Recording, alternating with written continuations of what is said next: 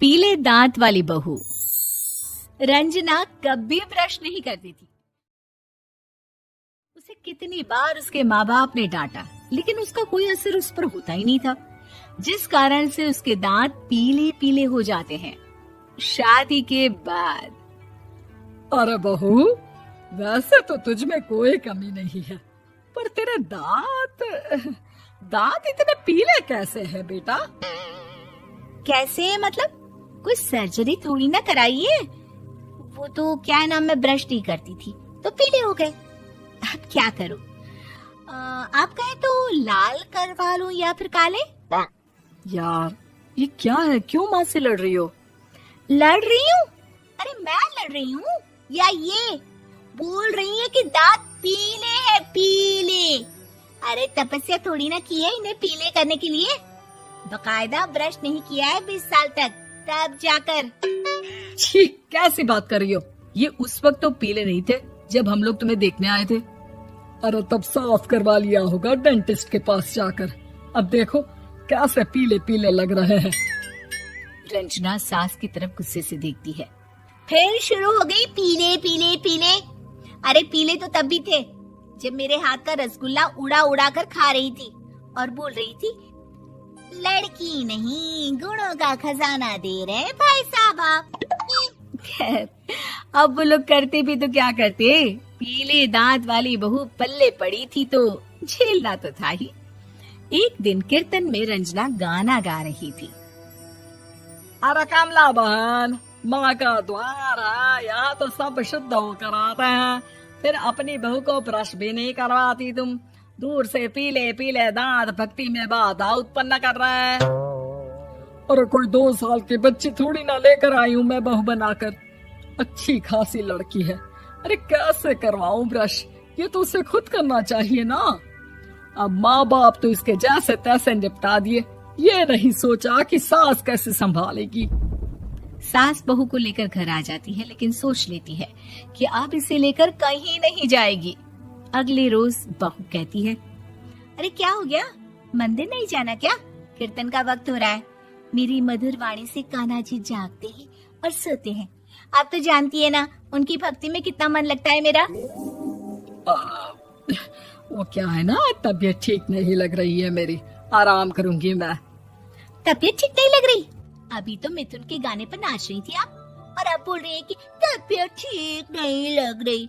अरे भक्ति में मन लगा लो सासू माँ, ऊपर जाना है, क्या मुंह दिखाओगी आप? हाँ? सास को बहू की बात पर गुस्सा आ जाता है। मैं क्या मुंह दिखाऊंगी, इसकी चिंता तो ना कर, समझी? अपने मुंह की चिंता कर, जो ये पीले पीले दांत लेकर हर जगह पहुंच जाती है। पता है लोग कितना मजाक बनाते हैं। ना जी ना, मैं नहीं जाना कहीं तेरे साथ। तो ये बात है। कोई ना, मत जाओ, मैं अपने कमरे में ही बैठकर भक्ति कर लूंगी।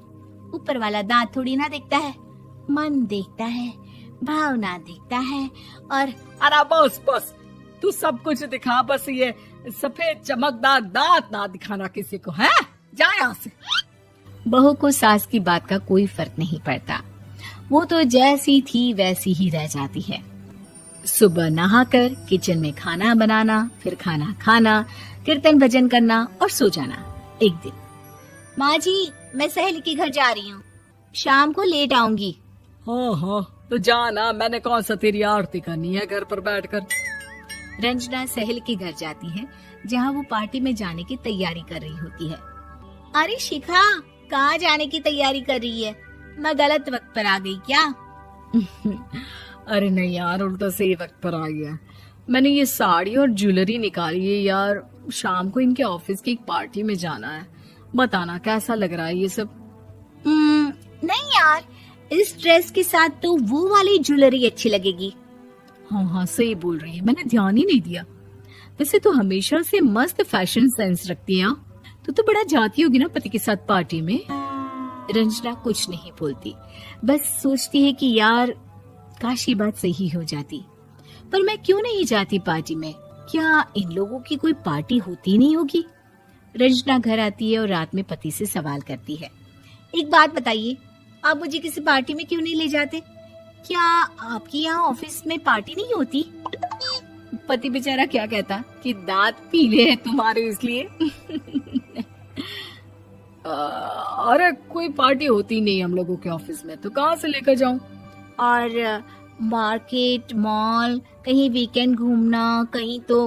अरे यार सारे हफ्ते में एक छुट्टी मिलती है, तो सोचता हूँ कि आराम ही कर लूं। क्यों?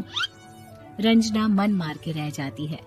पहले कभी सास के साथ मंदिर जाया करती थी, लेकिन वो भी सास ने ले जाना बंद कर दिया। घर बैठी बैठी रंजना बोर हो जाती है। तभी उसे आइडिया आता है और वो मायके जाने का सोचती है। सासू माँ, 2 दिनों के लिए मम्मी के घर जा रही हूँ। अच्छा अच्छा ठीक है, आराम से जा।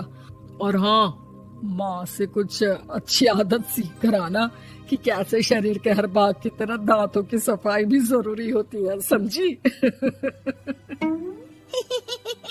शुरू हो गई ना आप। वो लोग आपकी तरह नहीं है कि छोटी छोटी बात का बतंगड़ बना दे। उन लोगों के लिए मैं मायने रखती हूँ, ना कि मेरे पीले पीले दांत।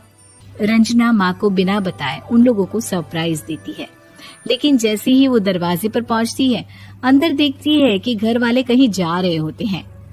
अब माँ, काश रंजना दीदी के दांतों वाली प्रॉब्लम नहीं होती, तो वो भी हम लोगों के साथ चलती ना बुआ जी की बेटी की शादी में। हाँ बेटा, लेकिन अब उसे कौन समझाए कि उसको उसके पीले दांत नहीं दिखते, लेकिन उसके आसपास के लोगों को कितना एम्बैरेसिंग फील कराते हैं। मुझे तो कितनी बार उसके स्कूल की टीचर ने शिकायत की कि उसके साथ कोई लड़की बैठना भी नहीं चाहती, और ना ही कॉलेज में कोई उससे बात करना चाहता था। लेकिन पता नहीं क्यों उसे ये बात समझ में ही नहीं आती। कोई कमी नहीं है उस लड़की में, बस यही कि दांत पीले हैं। वो तो भला हो जीजा जी और उनकी माँ का, जो दीदी को जैसी है वैसे ही रखा हुआ है। रंजना को अपने घर वालों की बात सुनकर बहुत दुख होता है। वो सोचती है कि वो क्या करे, लेकिन फिर वो सीधा डेंटिस्ट के पास जाती है, अपने दांत चमकाती है और कसम खाती है कि वो रोज ब्रश करेगी। अरे क्या हो गया?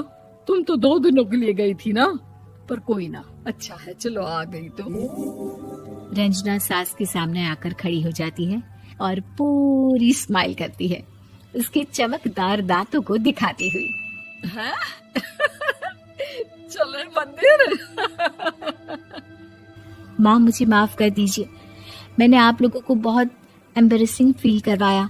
मैं आज से रोज ब्रश करूंगी।